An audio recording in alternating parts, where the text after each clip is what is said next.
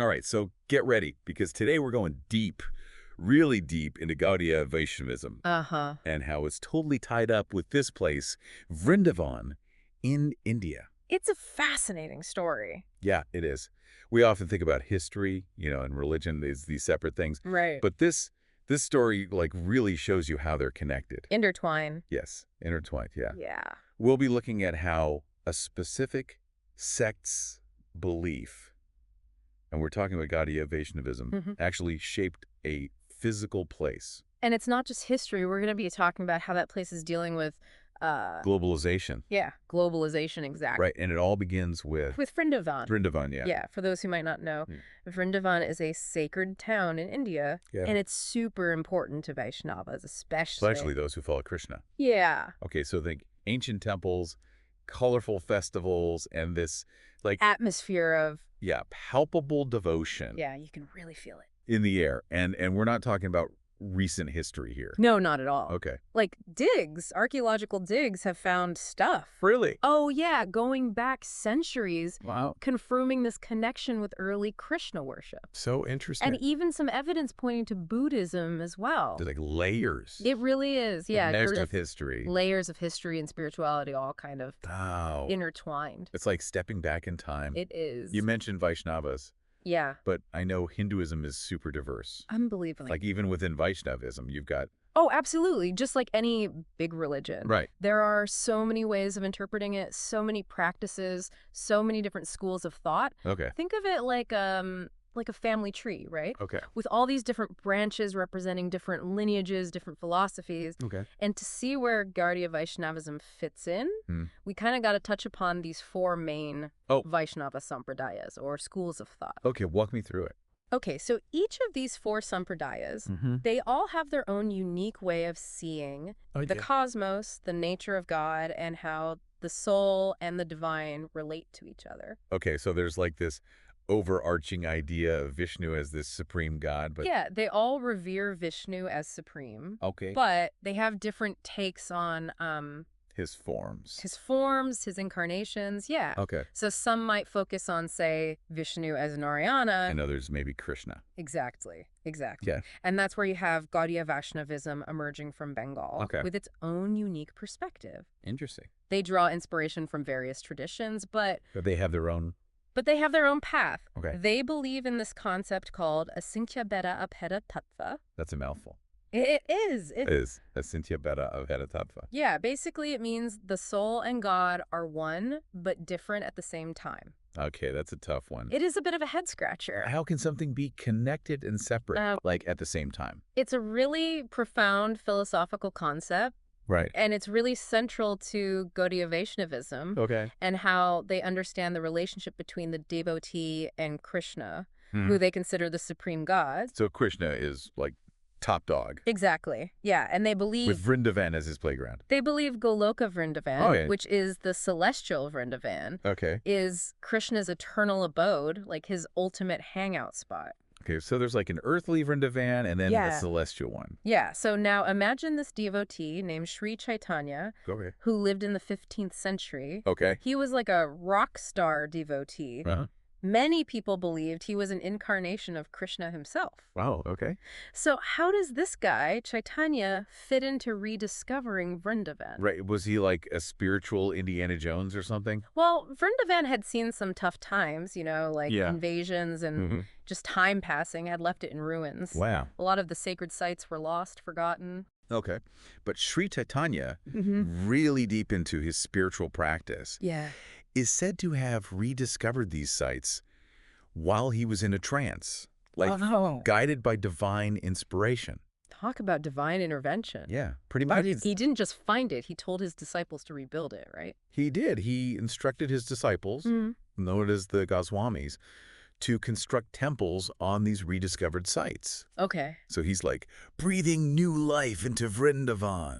That's amazing. But like with all historical accounts, I imagine there's absolutely different perspectives. Yeah, like, you've got the traditional accounts that emphasize this miraculous nature of what happened, and then you have scholars who might offer different interpretations. So it's like a puzzle. Kind of, with all these different pieces. Exactly, different pieces of evidence, different interpretations. Okay, so these Goswamis, they were like the architects you'd say that. of Vrindavan's revival. Definitely. But they weren't just builders. They were really serious scholars. Oh, wow. Yeah, and they wrote a ton of texts, like tons. What kind of texts? Well, they were basically translating really complex philosophical ideas into more accessible forms, like poetry, drama. To make it easier for everyone exactly. to understand. Relatable. So they were trying to make this deep philosophy something that everyday people could understand. They really were, yeah. That's really cool. And they really focused on Krishna's relationship with Radha. That's right. Especially that Parakiya aspect. Right? Yes, that's a very key distinction. Okay. So while other Vaishnava schools focus on the Svakya, which is the married relationship. Right, the married relationship between Krishna and his consort,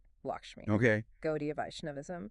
They emphasize this very passionate and devotional love between Radha and Krishna. So that explains why Vrindavan is so important to them. Exactly. Because it embodies this intent. It's not just a historical site. No. It's a living, breathing... embodiment. Yeah, embodiment of their faith. And speaking of devotion... Yeah. We have to talk about prima bhakti. Yes, absolutely. This whole idea of... loving devotion. Loving devotion. Yeah. And it lies right at the heart of Gaudiya Vaishnavism.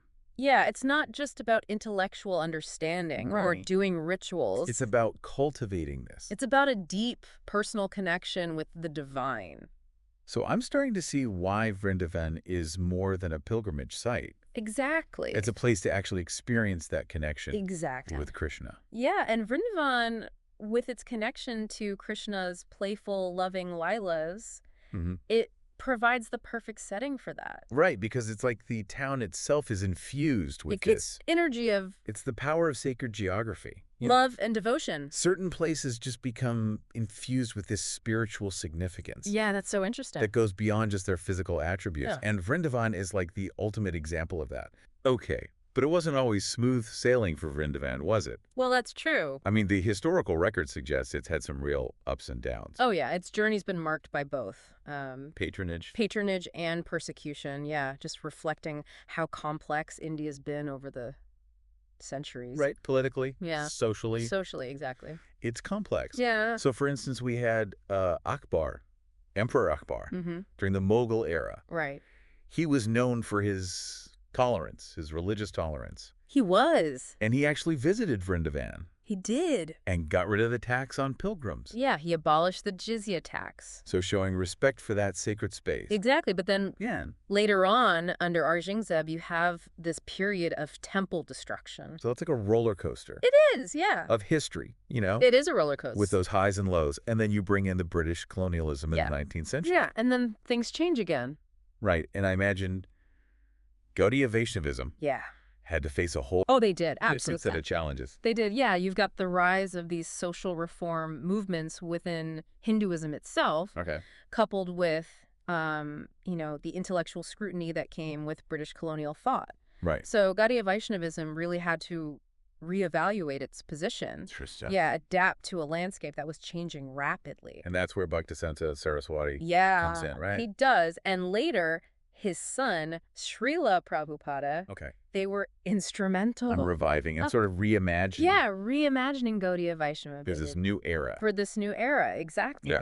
So Bhaktisiddhanta Saraswati, he really focused on strengthening traditional scholarship and practices within Gaudiya Vaishnavism, whereas Prabhupada, he took a more outward approach. He ventured out to the West. Oh, wow. With this mission of, spreading Krishna consciousness globally. Wow, from Bengal to the world. And his personal connection to Vrindavan was really important in shaping that mission. Tell me about that. He spent 11 years living in Vrindavan. Wow. Immersed in the tradition, drawing inspiration from its spiritual energy. Wow. He saw Vrindavan as this model for spiritual living that could be replicated globally. It's fascinating to think how those 11 years must have really shaped his whole vision, right? Oh, they must have. Yeah. One person's deep connection to a place sparked a global movement. So fast forward to today, what's the current state of Vrindavan? Well, Vrindavan today is this dynamic mix of the really ancient and the super modern. Mm. It's a bustling pilgrimage site, attracting devotees from all over. But it's also dealing with development, environmental concerns, the need to balance tradition with the demands of this globalized world. So let's go through some growing pains. Yeah, it's like this ancient city is at a crossroads, trying to preserve its spiritual heart, while navigating, all the complexities of the 21st century. Right. It's like a microcosm of this tension between globalization. It really is. And localization that we see all over the world. Yeah, you see it everywhere. And understanding these tensions is key to understanding this unique relationship between Gaudiya Vaishnavism and Vrindavan. Yes. It's a story of rediscovery, resilience, and adaptation. And as we go deeper, you'll see how this story, even though it's rooted in this one specific time and place, it offers insights that I think speak to all of us who are looking for meaning and connection. In a world that just keeps changing. Yeah, exactly. Okay, I'm ready to dive deeper. Let's do it. As we're talking about, tradition and all this modernity, I'm thinking about the Goswamis. Yeah. They were really good at taking complex philosophical ideas and making them something that everybody could understand, right? You're right, to highlight their role. They weren't just scholars, tucked away. In their ivory tower. Exactly. They were really committed to sharing what they knew and making these profound teachings of Gaudiya Vaishnavism relevant, for everyone. And that commitment to accessibility, you can really see it in their writings. Oh, absolutely. They didn't just write dry theological treatises. They used poetry, drama, storytelling to get these ideas across. To make it more engaging. Yeah, they understood how powerful a good story could be. Right. How it can really capture the imagination and touch the heart. Yeah, make you feel it. And by weaving these complex philosophical concepts into these stories, they made them Understandable, yeah, for a wider audience. It's like they created this bridge between the intellectual and the emotional. Yeah, the head and the heart. Right, bringing us back to Prema Bhakti. Yeah. This whole idea of cultivating pure, unconditional love. Unconditional love for Krishna. Exactly. It's not about just understanding it intellectually or doing rituals. It's about fostering. It's about fostering this deep personal connection. Yeah, that connection with the divine. And the Goswamis, through their writing, their teachings, they provided this roadmap. They did, yeah. For cultivating that kind of devotion. Showing people how to make that connection, how to experience that love in a very real way. And Vrindavan, with its connection to all those lilas. Yeah. Those playful lilas. The perfect backdrop. It provides the perfect backdrop. It does. It's like the town itself is infused with this energy of love and devotion. That's the power of sacred geography, certain places. They take on... They become so spiritually significant, it goes beyond just... their physical attributes. Their physical attributes, yeah. And Vrindavan is a prime example of that. But we can't ignore the fact that Vrindavan has seen some rough times throughout history. You're absolutely right. We can't pretend that even sacred spaces are immune to history. Yeah. We talked about Akbar's patronage and Aurangzeb's destruction. Right, during the Mughal era. Exactly. It's this reminder that even in a place considered sacred, you have this constant interplay of those positive and negative, constructive and destructive forces. Exactly. And then when the British came... Colonialism, you have a whole other set of challenges. New set of challenges. Yeah, you've got scientific rationalism on the rise, the critique of traditional beliefs.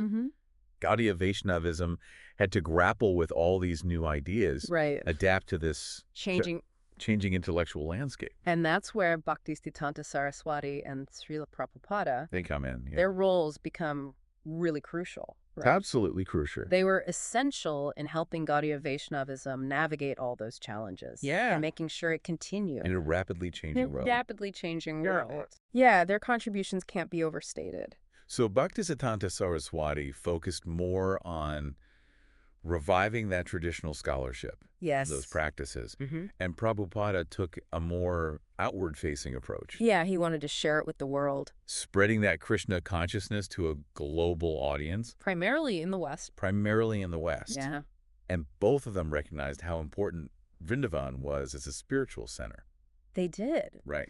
Bhaktisiddhanta Saraswati established several Gaudiya math centers there. Okay. And Prabhupada, well, we've talked about it. Spent years there. He spent many years immersed in that atmosphere before he went to America. It's amazing how their paths were so different, yet both rooted in that tradition. It is. And they saw Vrindavan as this source of inspiration. Absolutely. And you can really see how Prabhupada's time in Vrindavan shaped his vision for ISKCon.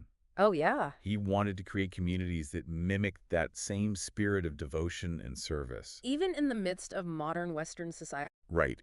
Even in a completely different setting. Transplanting that essence of Vrindavan into a new cultural context. Yeah. That's ambitious. Ambitious is a good word for it, and it raises so many questions. It does. Right. How do you keep an ancient tradition authentic while adapting it to a completely different environment? It's a challenge that ISKCon has been dealing with. Oh, yeah, for decades. For decades. For decades, yeah. And as Sunil Kumar pointed out in that video. Yeah, in the YouTube video. ISKCon's emergence hasn't just influenced how Gaudiya Vaishnavism has spread, but also how Vrindavan itself looks. It's changed the landscape. It has. It's not just a regional pilgrimage site anymore. Right. It's global. It's a global destination. Yeah. With all these devotees. From such diverse backgrounds. From all over the world. And that has changed things. It has. You have huge temples, ashrams, infrastructure built to handle pilgrims, and this increased interaction between Western culture and traditional practices. It's like Vrindavan's going through... It's like a second rediscovery. A second rediscovery. Yeah, but this time... On a global scale. On a global scale, exactly. And with that rediscovery comes... A whole new set of... A whole new set of challenges. Challenges, yeah. How do you keep those traditions while dealing with all these demands of modernity and all these Western influences? It's like that tension.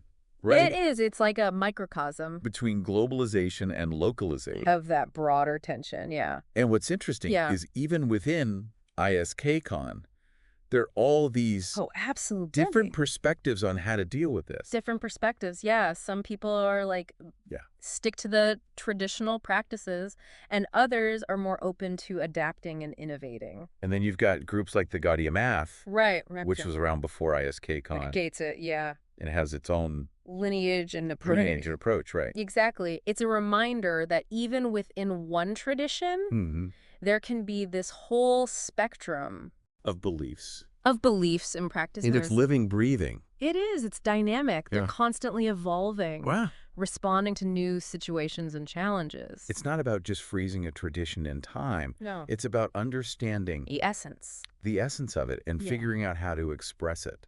In a way that's relevant today. Right. For today. Exactly. And I think all these different perspectives and interpretations... It underscores. It really highlights the importance of looking at these sources with an open mind. Yeah. Gaudiya Vaishnavism isn't this monolithic thing. Right. It's living. It's a living, breathing tradition. Breathing tradition that's been evolving for centuries. Centuries. And is still adapting... to new circumstances. And Vrindavan, as its spiritual heartland...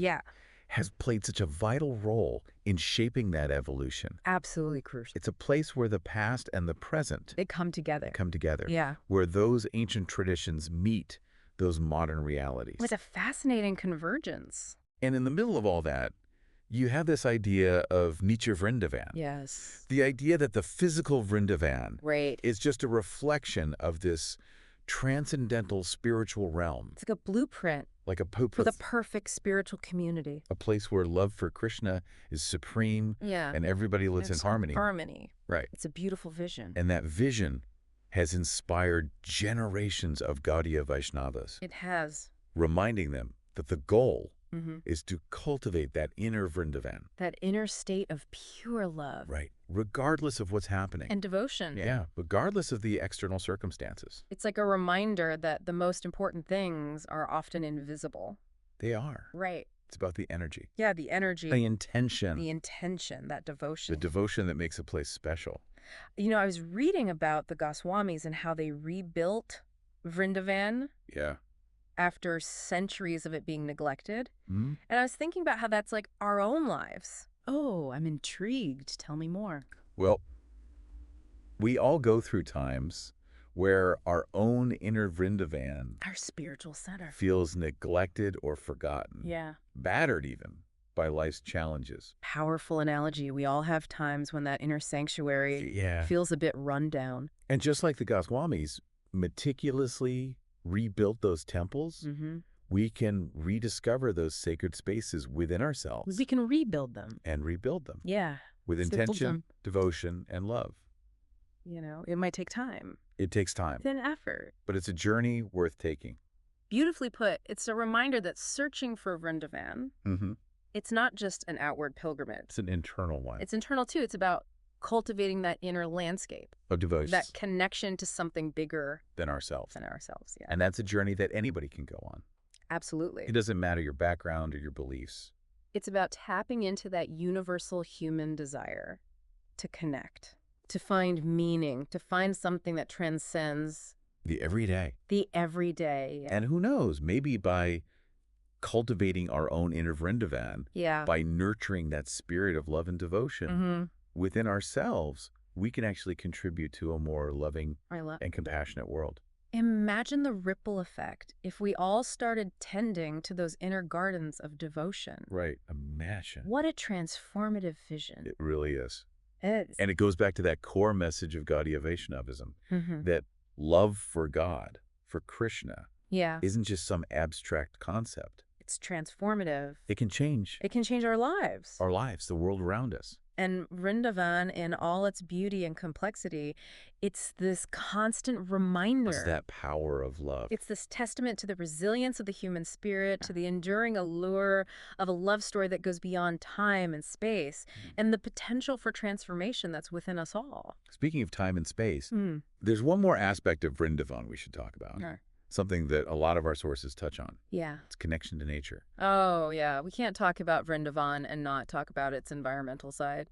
It's not just a city of temples and ashrams. No. It's a place of natural beauty. Natural beauty, with forests and groves and the Yamuna River. Flowing right through it. And those natural elements are so important. They are? To how Gaudiya Vaishnavas understand Vrindavan. They're not just scenery. Yeah, they're not just background. They're essential. They're essential to those lilas. To those stories, to Krishna's relationship with Radha and the gopis. It's like nature becomes a character in the story. It does. A participant in this divine play.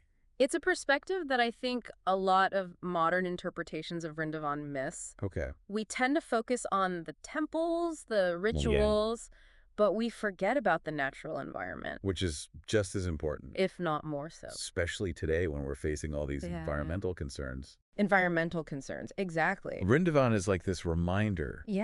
That spirituality and ecology. Spirituality and ecology are interconnected. Are totally connected. You can't separate your love for God from your care for the planet. And in that way, Vrindavan gives us this model for a more holistic, sustainable way of life. One that sees how everything's connected, how sacred nature is, and how important it is to live in harmony with our environment.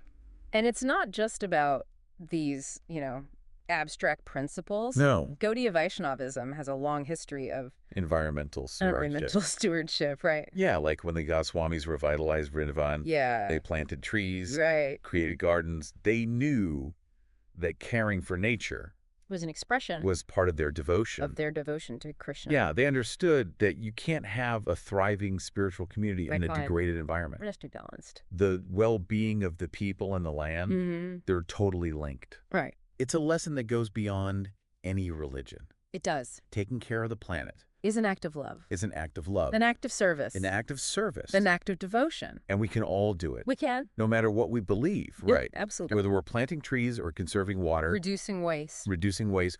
Or just simply appreciating the beauty of nature.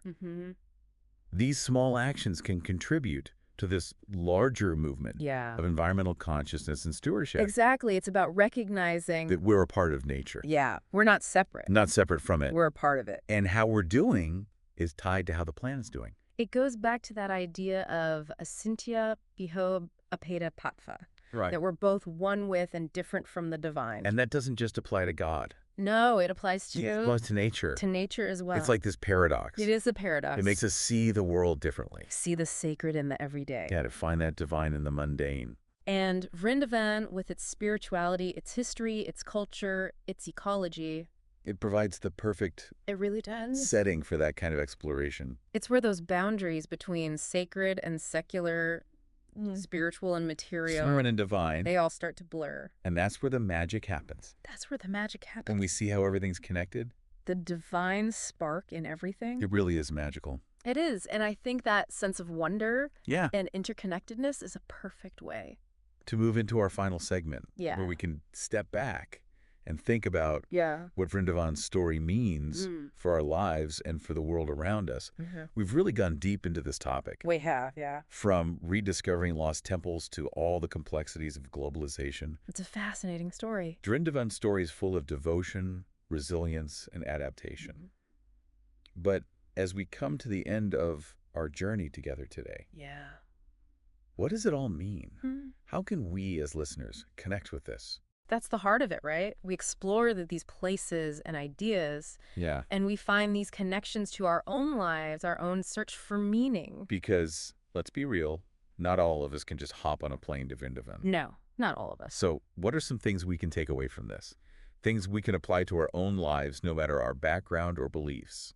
I think the first thing is the power of place. Okay. Vrindavan shows us that places can be really important for us, like touchstones on our spiritual journeys. It's like those places where you feel at peace or inspired. Exactly. Or connected to something bigger. Yeah, and it doesn't have to be a big pilgrimage site like Vrindavan. Right. It could be a spot in nature, a corner in your home, even a virtual space. Where you feel like you belong. Exactly. It's about finding those spaces that speak to you, that nourish your soul. So it's not just about finding the right place. No. It's about approaching it with the right intention. The Goswamis were driven by devotion to Krishna. They wanted to create a space where that love could thrive. Right. Intention is everything. It's like planting a seed. You have to care for it. For it to grow into something strong and beautiful. Exactly. And that's true for our own spiritual practices, too. Okay, so whether it's meditating, praying, being in nature, or just be more mindful, the intention behind it matters. It makes all the difference, infusing our actions with purpose and meaning. And speaking of intention, another takeaway from Vrindavan is balance. Oh, absolutely. We talked about how this city has dealt with globalization, trying to keep its traditions while adapting to all these new ideas and influences. It's a balancing act, like walking a tightrope. Trying to honor your roots while embracing new possibilities. Something we all struggle with, right? Especially in a world that's always changing. Yeah. Finding that balance takes flexibility. Okay. A willingness to question what we think we know, and openness to new ideas. Be adaptable. Yeah, like a tree that bends in the wind. But doesn't break. Exactly. And as we're talking about all this, I keep thinking about love. Love, yeah. That central theme of Vrindavan. It's everywhere in this story. Radha and Krishna's love. The Goswamis' love for their guru. The devotees' love for Vrindavan itself. Love is the driving force. And it's a message that goes beyond any one religion. Absolutely. It's universal. We can all connect with it. Love is powerful. It really is. It can heal, transform, inspire. Connect us to something bigger. And when we cultivate love in our own lives, we make the world a better place. So as we wrap up this deep dive Yeah. into Gaudiya Vaishnavism in Vrindavan, I want to leave you with this question. Okay. How can you bring a little bit of Vrindavan into your life? How can you cultivate that devotion, that connection, that love? It's a journey worth taking. It is. Yeah. And remember, it doesn't end here. This is just the beginning. Keep exploring. There's so much out there. Keep questioning. Keep learning. Keep seeking. And keep diving deep. Until next time.